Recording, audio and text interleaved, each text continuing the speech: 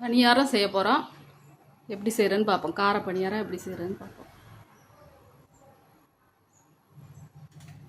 சட்டியை காய வச்சு கொஞ்சம் எண்ணெய் ஊற்றி கடலைப்பருப்பு, உளுந்தம்பருப்பு, கடுகு,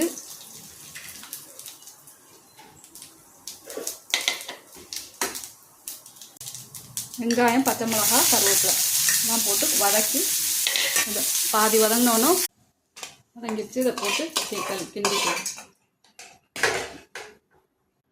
கார பணியாரத்துக்கு மாவு ரெடி ஆயிடுச்சு.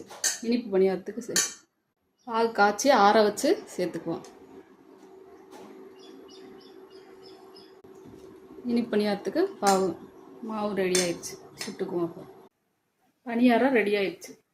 நம்ம வீட்டில் இன்றைக்கி காலையில் டிஃபன் இனிப்பு பணியாரம், கார பணியாரம், தொட்டுக்க தேங்காய் சட்னி.